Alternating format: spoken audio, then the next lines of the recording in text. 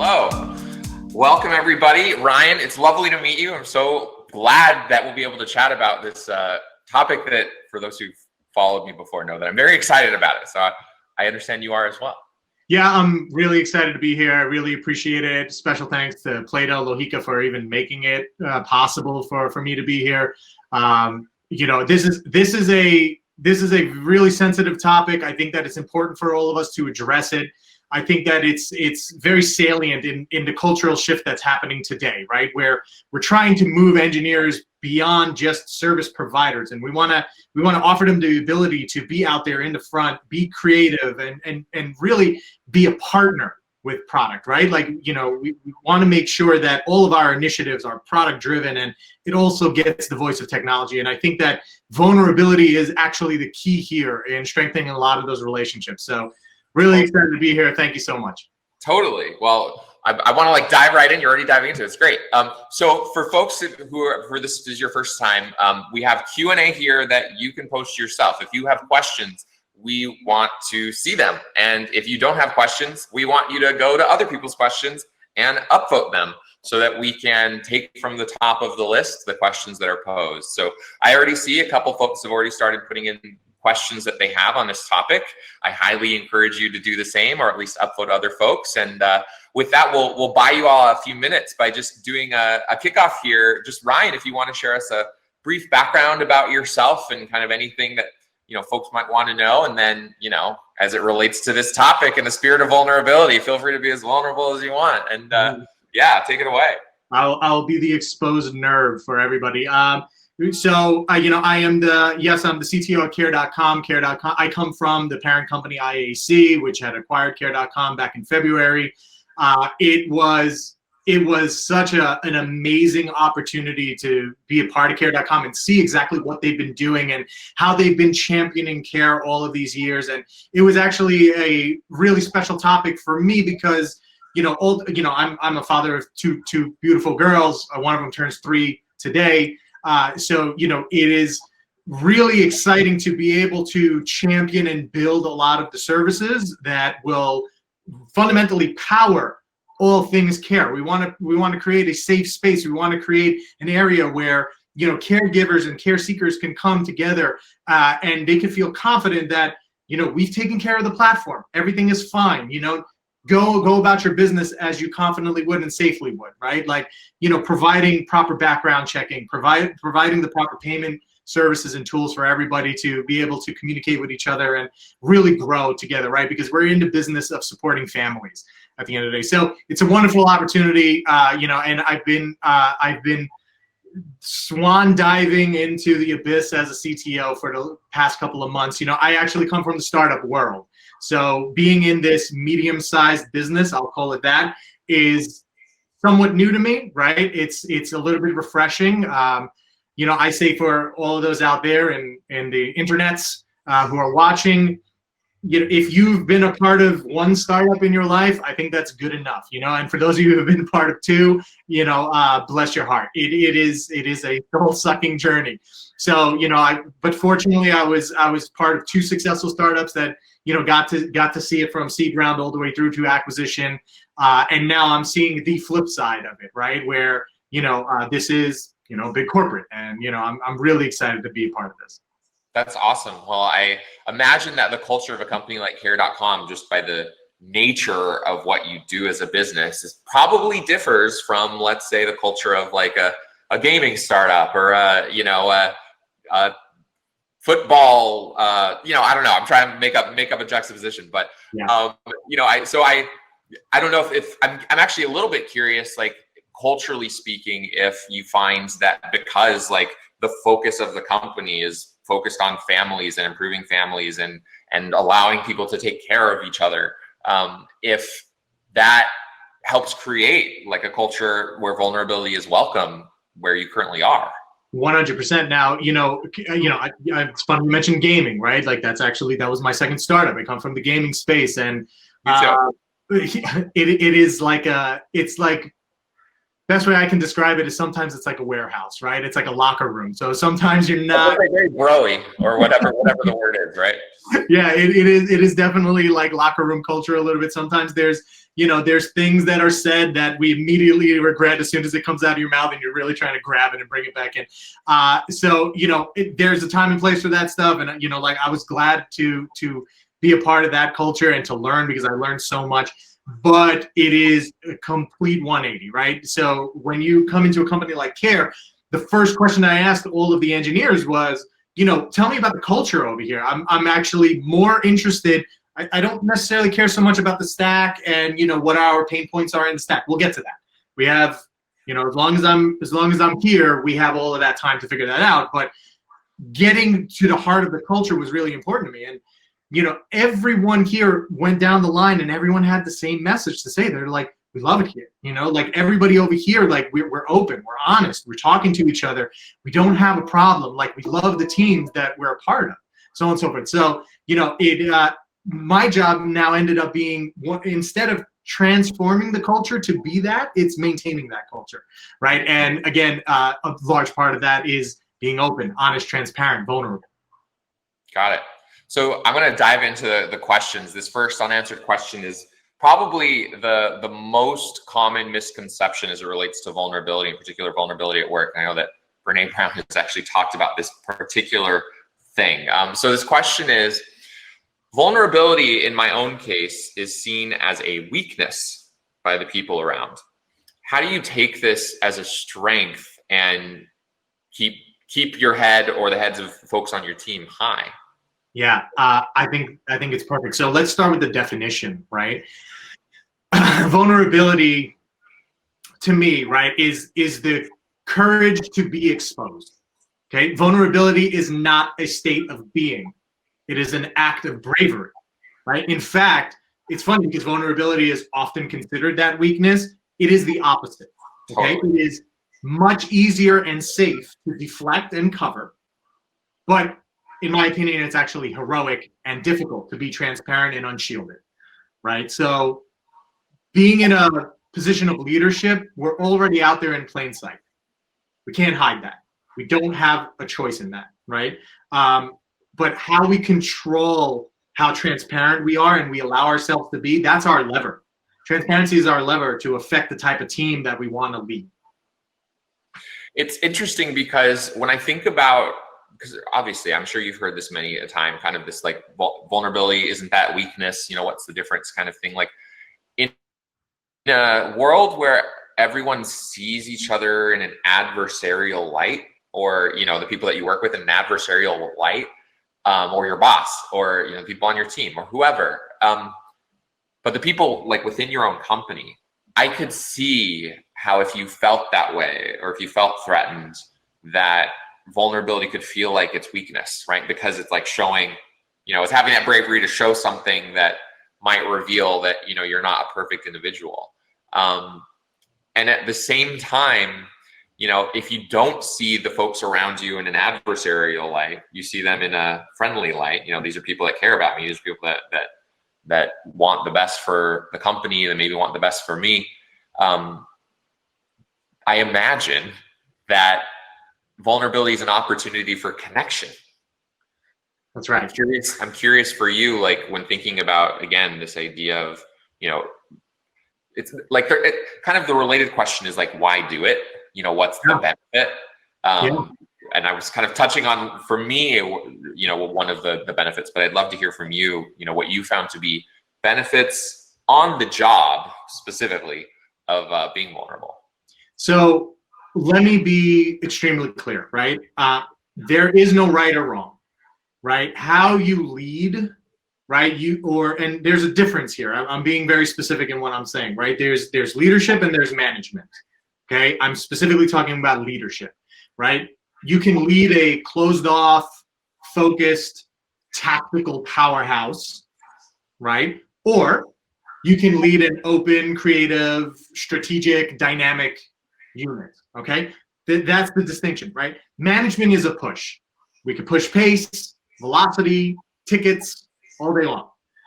Leadership is a pull, okay? So our job is guiding people to that potential. right? Helping them realize that you can get there on your own, getting them to where they need to be, right? It's this concept of servant leadership that I'm sure many of you out there know. I've only just started learning it about like a year ago. It's about them. It's no longer about us. It's no longer about you, right? Your role is to do whatever it takes to set them up for success. So being vulnerable opens that channel for growth.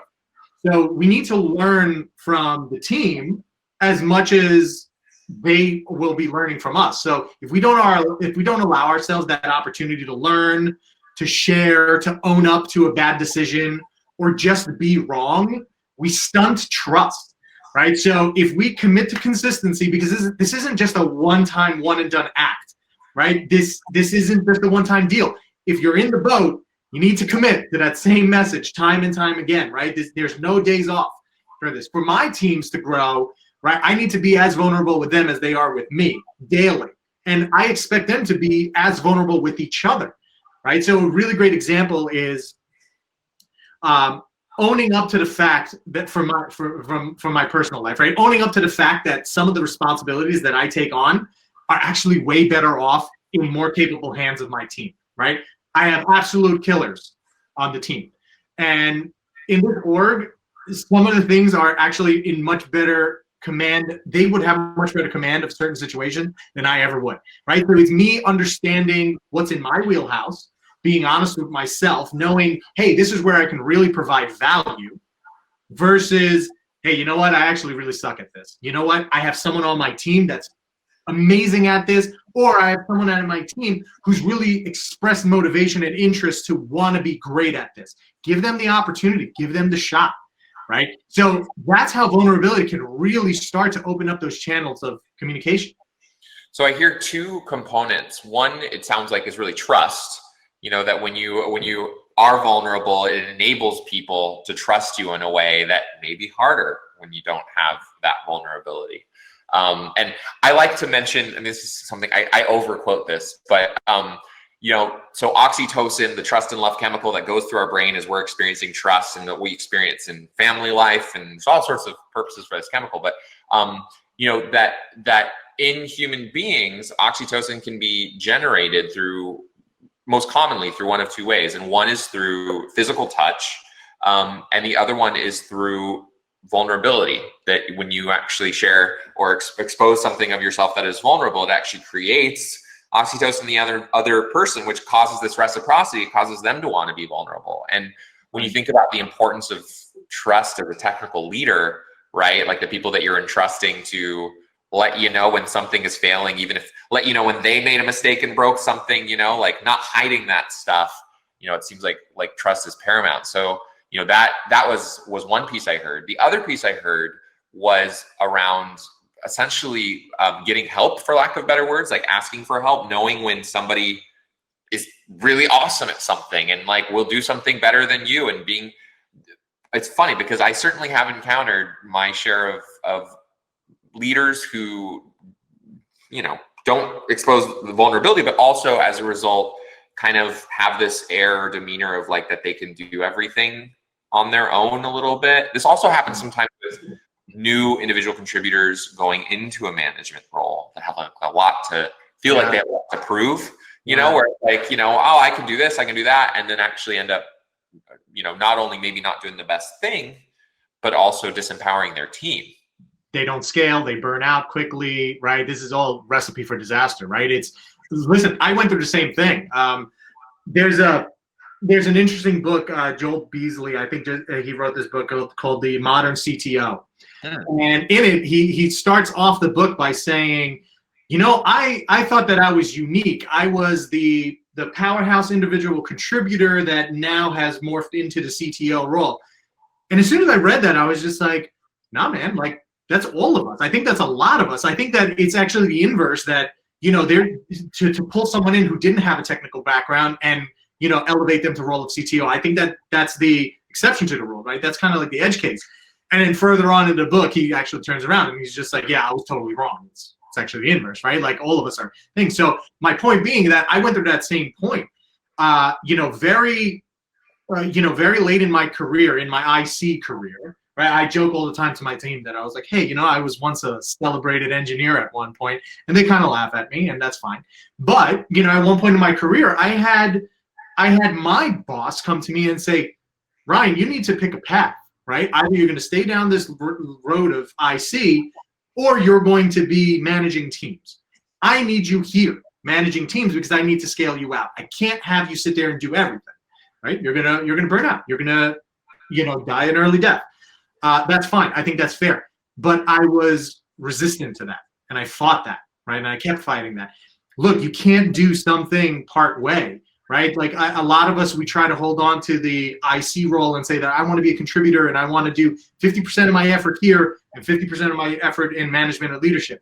Well, guess what? You're doing a disservice to both, right? Pick a lane and commit to it and go down it and learn, you know, like, believe me, there was a lot of fear in me because I was just like, I don't know how to do this job.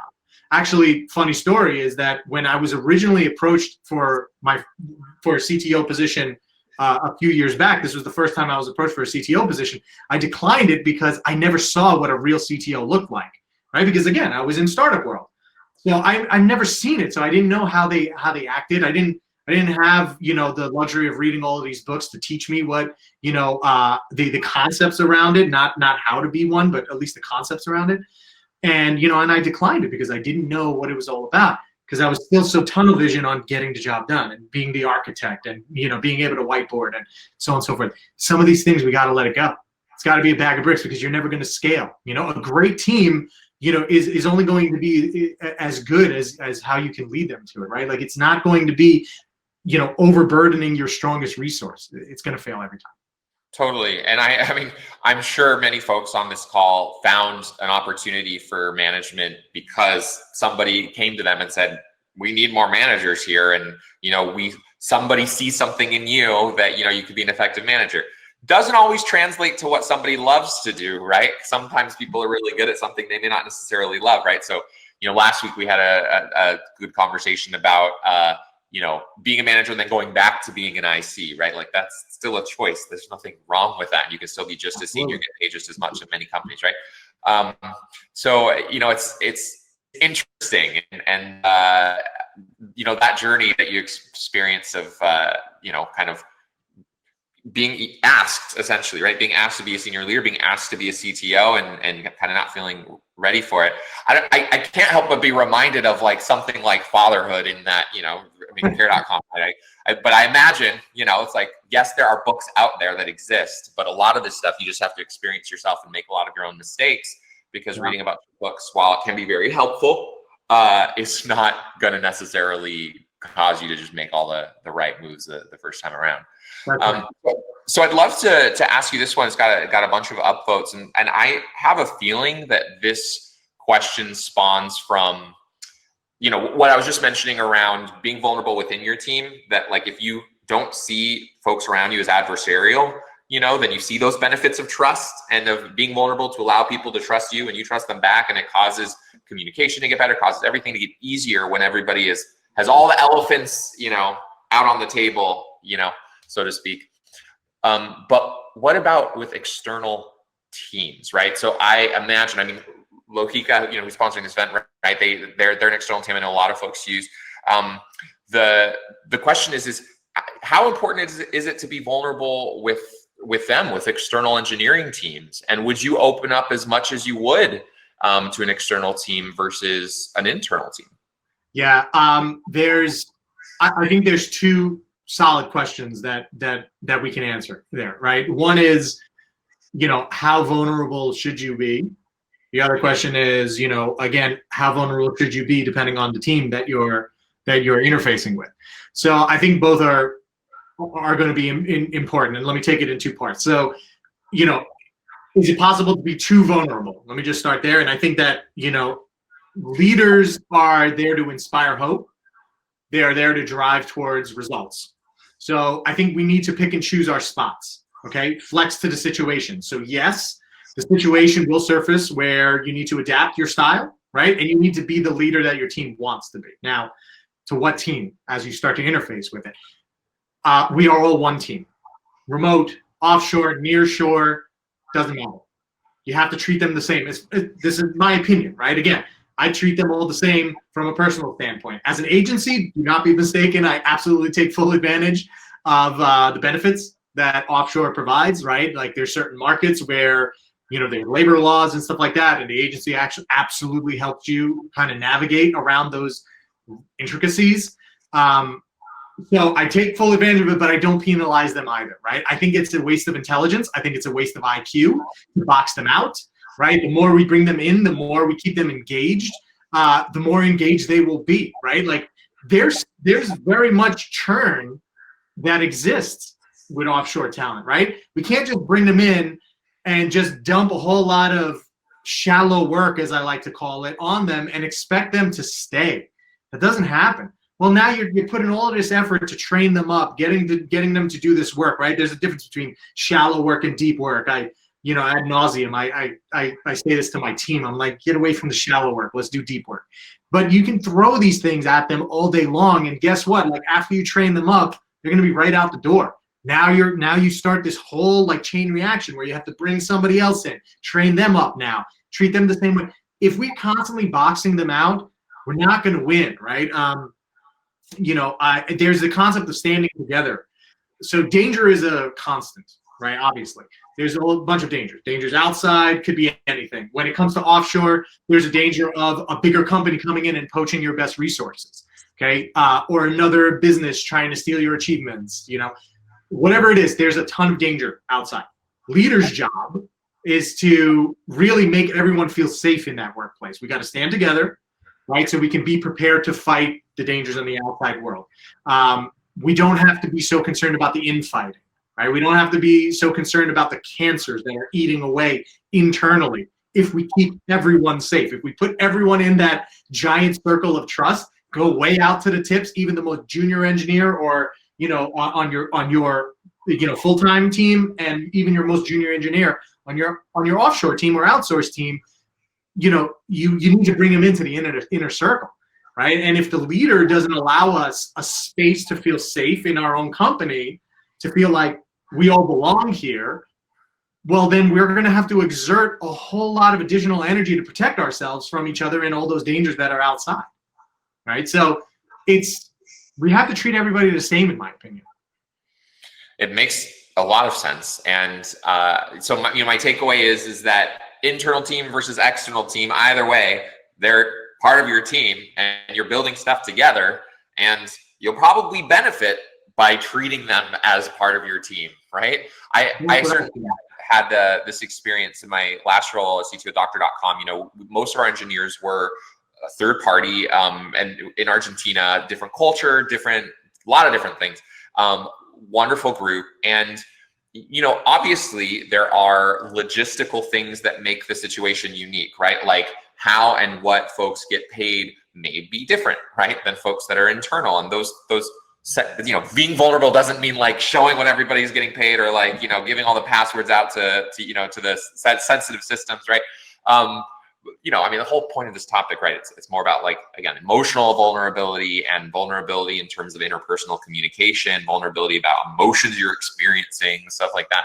So I completely appreciate your point, which is, when it comes to the working relationship, set aside all that logistical stuff, that the most effective way to work with an external team is essentially to treat them as an internal team. I'm kind of curious for yourself, like whether it's been with Lohica or otherwise, like have you had a good experience with treating external teams as internal teams? Has that ever backfired, or has it been like the best thing for you? Yeah, I in my experience, I have 90% success stories, right? And I definitely have, the edge case where there was a bad actor, right? That kind of bit me. Embedding the team, making them feel like they are part of the group, I've seen mostly successful results from it, right? And Lohica is a great example. We went through a very interesting phase at Care.com where, we turned around and said, okay, well, we want to bring on a massive influx of engineers to come in and really expedite a bunch of these initiatives that we wanted to get out the door before the end of the year. Now, we went absolutely berserk, right? And if you interview anybody else from the Care.com staff, they will tell you that it's been chaos, right? And it truly is, because we've essentially 2x'd the team overnight. We just brought in a bunch of resources to come on in, and really we're trying to train them up, getting them to be effective as quickly as possible. So getting them to be part of the team, and Lohika has been a great example, right? They staffed us up with about 40 engineers on the spot, okay? We immediately had to dive deep, and we had to say, all right, well, what is the value add here? What is the business goal, right? There's going to be a KPI or an OKR that's driving this reason. It's not just building technology just to build technology and have fun. You know, that's great. It's all fun and sexy, but you know, at the end of the day, we have to drive value. Getting Lohika to come in, immediately we realized, I'm like, they're asking all the right questions, right? Like they're coming in and they're not just sitting there taking orders and saying, great, you give me X on a mock, I'm gonna provide you X, right? They're coming by and they're saying, well, there's low-hanging fruit here. There's other opportunity, right? Let's continue to grow this out. And they were behaving much like other FTEs were, because we gave them the chance and we said, you know, hey, what do you think about this, right? Here's an area that, you know, we've been looking at for 13 years and we're kind of desensitized to the opportunities over here. What do you think? What do you see? And they're coming back with amazing results. We have other agencies that we work with that on a month-by-month basis, they present to me opportunities where Care.com can actually like improve their platform and like the efficacy of like their match rate, and you know they're introducing a lot of these like you know new algorithms that you know we want to possibly take advantage of. Like they're teaching me as much as I'm relying on them. So like they're not only just providing a service, but there's a value add there. There's a value proposition that they bring to the table. We just have to give them the chance to, you know, explore that and express that. The downside of it, yeah, of course, it did bite me before too, by strongly integrating somebody into the team. I'm not going to name names, obviously, but there was an agency out there where, you know, I strongly integrated 2 of their engineers into the team, and this is back in the startup world.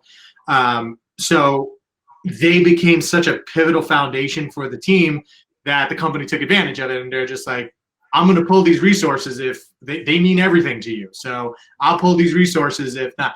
That was a lesson learned for me. That's when I started to learn, oh, okay, there's redundancy here. Let me just, you know, the win the lotto situation. Let me just make sure if any of my engineers win the lotto, I have some backup and redundancy. That's better than what I always say, which is getting hit by a bus. I like that. The lotto is nicer. Yeah, I actually stole that from somebody else, my SecOps, my director of SecOps. He's just like, don't say the bus thing. But you know, I don't know, some people win the lotto and they still need meaning and purpose, and they continue to work. I hear you. So yeah, it sounds like, I mean, my general takeaway is, and it resonates for me as well from both Doctor.com and other folks, is the old way of interacting with offshore, if you will, is maybe to like be totally arm's length and have distance and kind of hand over contract over a fence. And really the new modern way is that you integrate. And of course, you know, you have to protect yourself and be responsible in various ways, but that largely, you know, that integration is, you know, that they function as part of the team. Yeah, there's no right or wrong though, right? Like I want to be clear. The old way can still work, right? I'm not saying that, you know, it's only the modern way that works. You know, both ways can work, but again, it just depends on the type of team that you want to lead.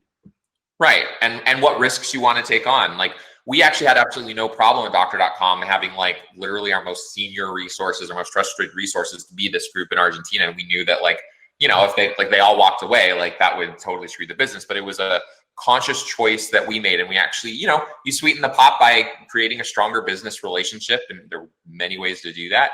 But it worked for us, you know, so I completely get how it could work for you too most of the time, and, you know, not always. So next question here, this is from Mark.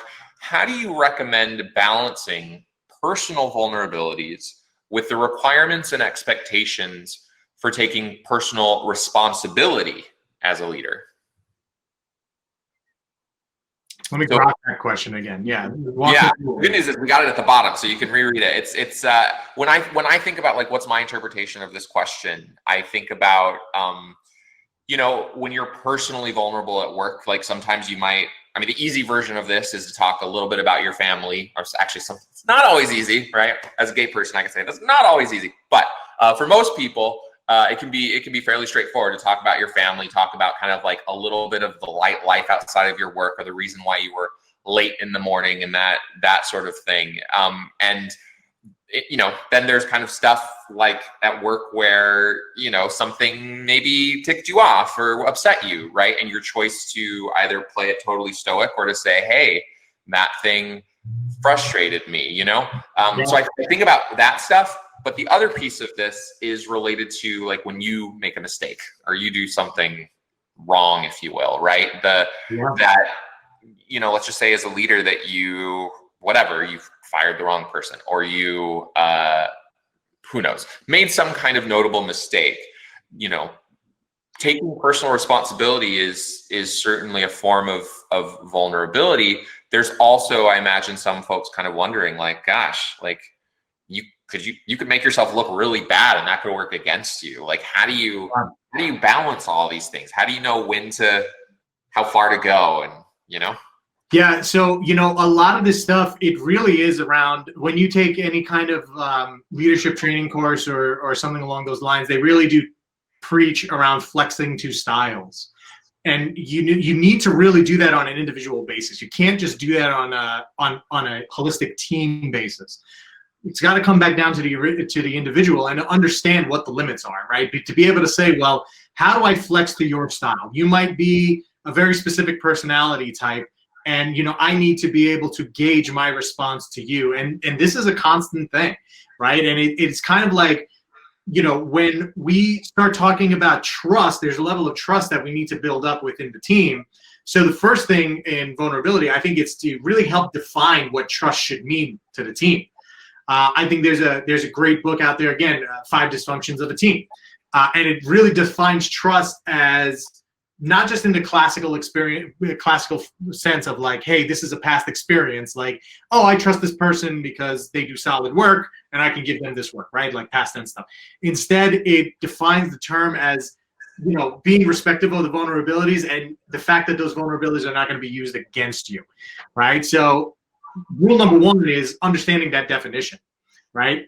It's actually an unforgivable sin on my team and it's immediate grounds for being removed from the team if you try to exploit your teammate. So we want to try to increase vulnerability amongst the team, right? But like, sitting there collectively and saying that, well, what's a really great exercise? Back when things were normal, it would be simple as like a team lunch or an outing, right? Where we can actually open up a little bit more, have a coffee break, have a drink, have lunch. Nowadays, we're in the Zoom world or the virtual world, right? So we have to be a little bit more creative. So one way to figure out how to flex the styles is by holding those one-on-ones. Hold that one-on-one and take the first 10 to 15 minutes of it to learn more about their families, to understand them a little bit. Talk about yourself, but really ask them questions. Talk about their kids, their pets, previous jobs, personal hobbies, something like that. Some of the stuff that's very okay to ask, right? Ask your HR what's in the wheelhouse of what you should ask and what you shouldn't, right? But it's really easy because I think there's a dirty secret here that people really do like to answer questions when someone shows genuine interest about them. That's going to help you understand your gauge and your level, right? Like you're going to understand, well, how willing is someone to be open to accept, your transparency versus not. And we do need to flex styles. It's not about being dishonest with yourself or fake to yourself, but it truly is about, well, how do I put them in a position where they're most comfortable, right? Yep. The thing that I'm reminded of as you were talking is I think we've all seen leaders out there in the world, none to be named, who don't always take responsibility. And when you think about, your personal reflections or impressions of what happens when that's the case, at least for myself, I see that as a negative sign, and it makes me more resistant to taking responsibility myself, right? But when I see a leader taking responsibility for something, actually, we just saw this really recently, in California, Gavin Newsom talked all about like wear masks, not going political here, not to go too political, but he went out to, French Laundry and had this fancy meal. And he was like, oh, I should have worn a mask and everyone's mad at me. And he was like, hey, I'm sorry. Like I should have worn a mask. I did the wrong thing. And, that's an example of where you have a choice, right? To like be vulnerable and basically, admit fault and kind of take on responsibility, or, try and paint a picture of, here's the reasons why it wasn't violating blah, blah, blah. And the ironic thing that happens with taking responsibility is that usually when you accept it, and sometimes even slightly over accept, in other words, like maybe you don't think it was quite as bad as other people say it, but you just take responsibility for what is. And if people perceive it bigger than what it is, like you just still roll with it. That in those situations, oftentimes people respect so much the taking of the responsibility that they're ready to move on to the next thing and to let go of it. Whereas, when you have that resistance, when you have that wall, when you create a defense that actually it causes people, a saying I like is what you resist persists. That sometimes that can persist. Yeah, that's exactly right. I mean, it kind of ties into, this concept of like, look, sometimes it's like a bag of bricks. You just got to let it go. You just got to let it go. And then building that culture that understands that. It's like, look, let's understand the situation. Let's have our retrospective around it. Let's talk it through. Let's have a healthy debate about it, right? Conflict is not a bad thing, right? By no means is it a bad thing. Let's talk it out. Let's understand exactly what happens. If I made a bad choice, I made a bad choice, right? We're a data-driven culture. This is the world that we're living in. We're holding each other accountable, right? Don't make excuses. Don't play favorites. Fight for excellence. Right, all of those great concepts, right? If you see something wrong in a pull request, like don't let it slide, confront it, right? Start getting into the habit of having potentially uncomfortable conversations. The more this is practiced across the board, the easier it's going to become, right? And it's kind of like a giant boulder on a plane, right? Like we can't rely on much momentum, right? It has to be a way of life, right? So if we let up on holding each other accountable for these things, even for like a sprint, we're going to backslide, right? And it's like, the point of this is full transparency. So if you're afraid of being in the spotlight, it could mean that you actually do have something that you're scared to have exposed, right? It's a cue to emotional resilience, putting yourself in the spotlight, being transparent a little bit, right? And what if you're holding yourself back from an incredible learning moment, right? So, what if the feedback or that constructive criticism is your launch pad to unlock a whole new level for you? So the point here is not to call you out or to take you down a peg. The point here is for everyone to raise their game by relying on each other. 100%. I'm always reminded of Google doing this study several years back about, the top 5 indicators of team success. And the number 1 indicator was psychological safety, right? Yeah. It's one that can't be talked about enough because people, particularly engineering leaders who are focused on very technical things and getting things done, where sometimes our list of things to do can seem very cut and dry, it can be very easy for us to forget about the humanity that is driving all of this stuff. And that whether we like it or not, as logical as we think we are, humans are driven by emotions, like even the most cerebral of us, we're driven by emotion. So, I very much appreciate the sensitivity to this. We got about 15 minutes left, so I want to continue with some of the questions. This one from Yidner, are there any metrics on how you measure the success of vulnerability in your teams? Oh, wow. That's a really good question. So yes, in a very specific way, I think so, because, vulnerability or trust, as we, I don't want to interchange the two, but they're related. There's a lot of synergy there. That's the foundation to having a really solid team. So I think it's kind of like a down trickle and it goes upstream again, where you have, the concept of trust, open communication, which leads to the trust, which leads to the empowerment, which leads to the ownership, right? So I think that what we need to do as leaders is understand the leadership matrix, right? The John Adair leadership matrix, if you will, right? Just to say that, well, how deep in the weeds are we? How much do we have to, tell versus sell versus consult versus empower, so on and so forth. So, I think a lot of it comes down to your personal time, right? Like, how deep in the weeds do you need to be for these things? Because if you have a fully functional operating team that's doing the right things, that's vulnerable, they're having the right conflicts, they're having the right communication, you've done your forming, your storming, your norming, your performing, so on and so forth, you'll be able to gauge the success of the team because they will be able to be more effective and efficient, right? Because again, trust being the first thing. Without trust, you can't have conflict. If you don't have conflict, you can't commit to anything, right? If you finally do commit to something, then you can hold each other accountable for it. And then finally now you aim at that goal, and whatever that goal ends up being, but now you have metrics. And again, it's business driving metrics at the end of the day. So you'll be able to see how dysfunctional your team really is at the end of the day if they're just not performing, and how much it affects your day to day. So my impression of that is that there doesn't have to be a separate set of metrics to track to measure, how the vulnerability is doing, but that the results manifest in all of your other KPIs, in the goals of the team being achieved, in the team actually following through with the work that they're doing.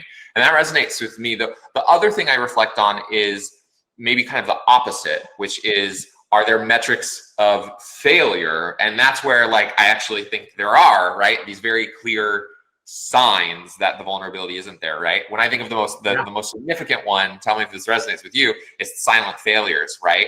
Silent failures where somebody broke something and nobody said anything, or silent failures, actually even in the code base, right? So this is an interesting one. As a programmer, right?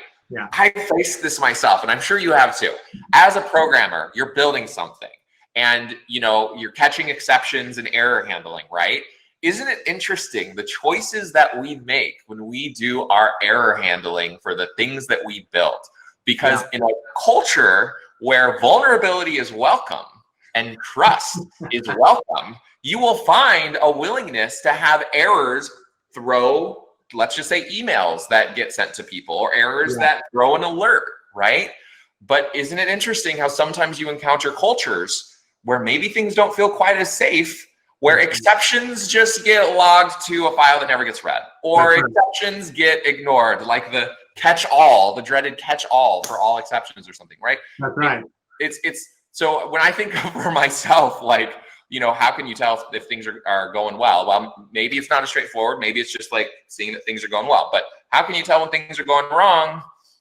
See how the failures are being handled. Does that resonate with you?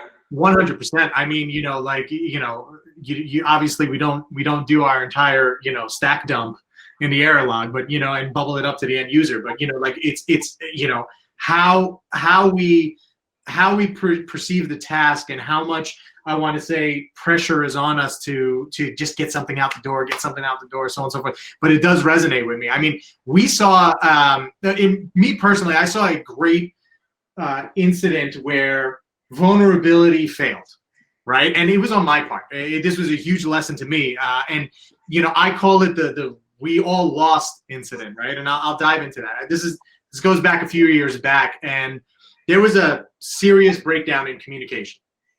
I was sitting here watching two different teams competing just to get through the conversation rather than actually listening to each other, right? Recipe for disaster. We all know it. We can see how it plays out.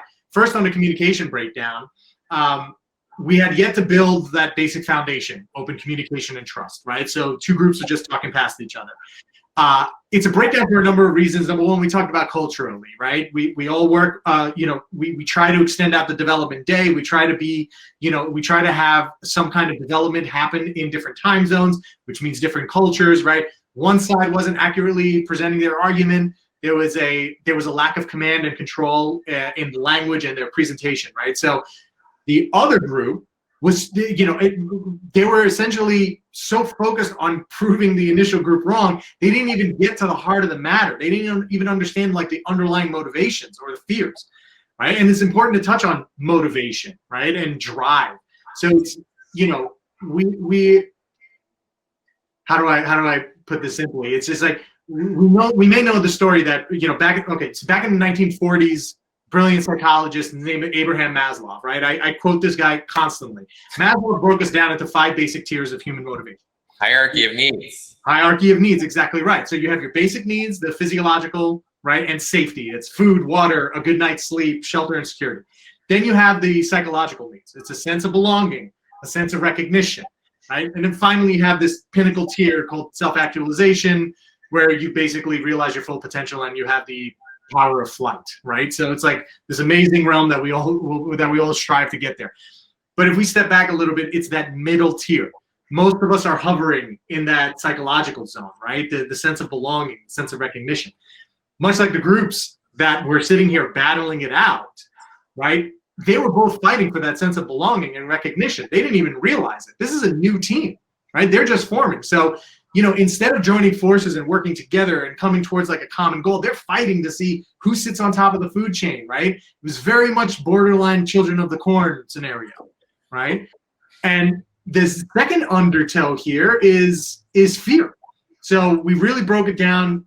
The way I was listening, because I'm sitting there as a silent observer here, I'm breaking down the arguments being made, and I'm boiling it down to basic things. It's like, hey, if I was to interpret what the user is saying or what the resource is saying, I'm scared to commit to X because I don't understand it. Or please help me grok how this is going to satisfy my responsibilities to Y. Unfortunately, it was never said like that. It wasn't put in those simple terms. And the reason is because it takes an awful lot of courage to come out and just say it so simply, right? Like, I'm not saying that these resources were cowards. I'm just saying that, we never established that level of trust for us to be vulnerable in front of each other, right? So you see vulnerability is not just being about open. It's going back to what I was saying before. It's having that trust in your peers that they won't use this weakness against you. Great teams are never going to hold back from each other, right? They're going to fearlessly put each other out under the microscope because everyone is allowing themselves that same level of scrutiny.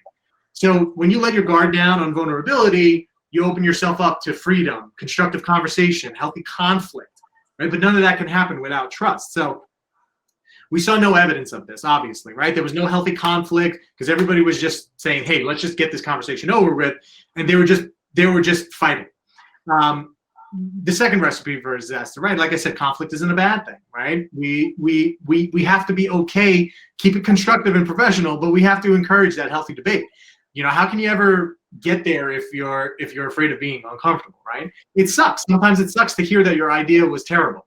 But we all need to approach it the same way. We're all working. And there are tactful ways to deliver that kind of information that doesn't cause people to shut down, That's exactly right? It's a team accomplishment because we have to get rid of, the ego. We got to say, hey, it's no longer about us. It's the team. The team comes first. So like back to the metrics again, it's like, that's where it's going to resonate. So as leaders, sometimes we have to let that conflict breathe. It's okay, right? Like when you hear words like, hey, let's take this offline, believe it or not, that could be a killer.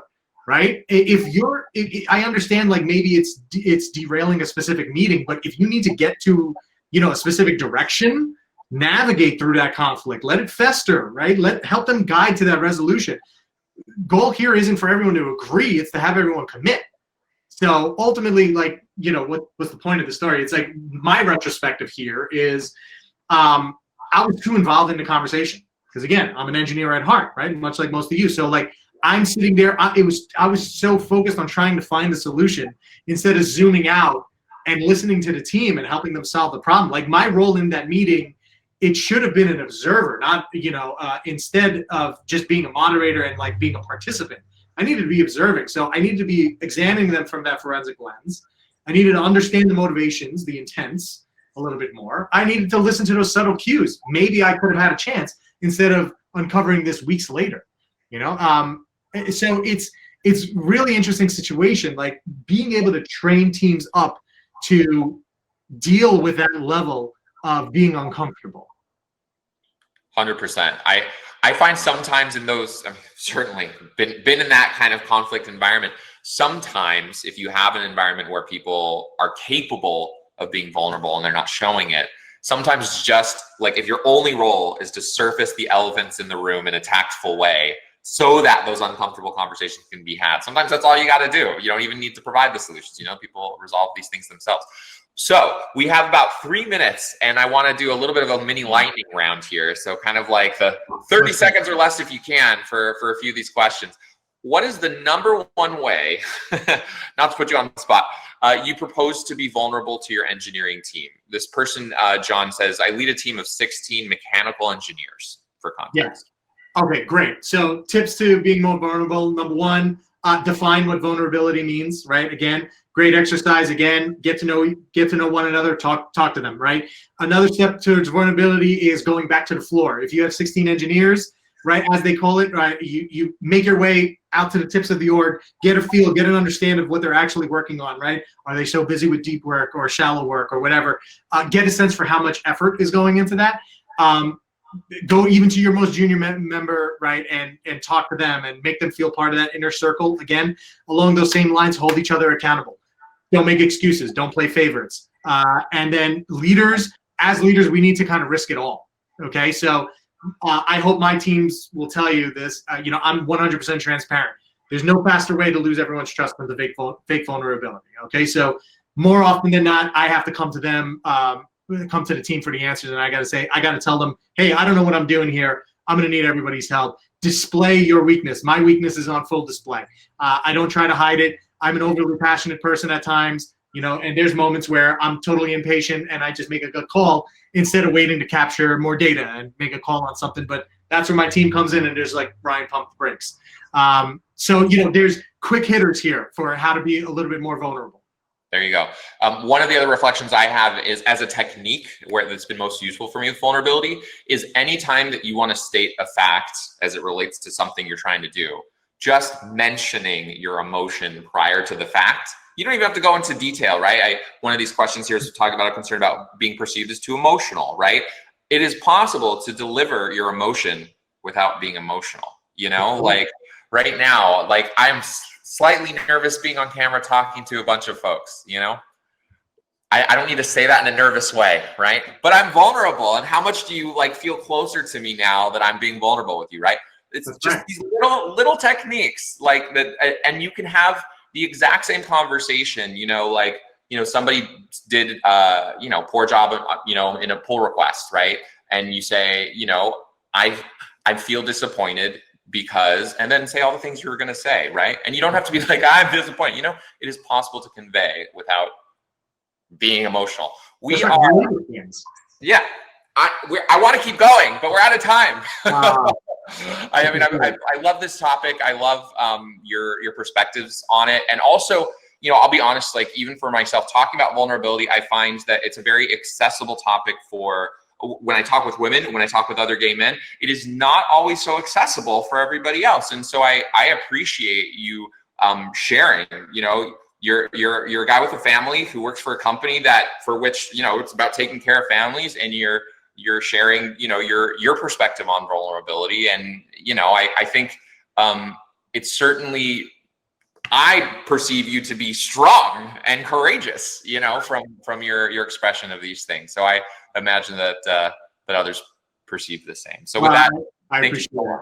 Thank you for the opportunity. Really appreciate it. Look, practice. We just have to practice it, right? It's not a light switch. We're not just going to turn it on and all of a sudden be amazing at it, right? To your point, David, we can label things, we can express our vulnerability without being overly emotional. Some of us are overly emotional, right, by nature. So, I'm talking with a lot of hand motions and a lot of frowns and smiles. So animation can be charismatic at times.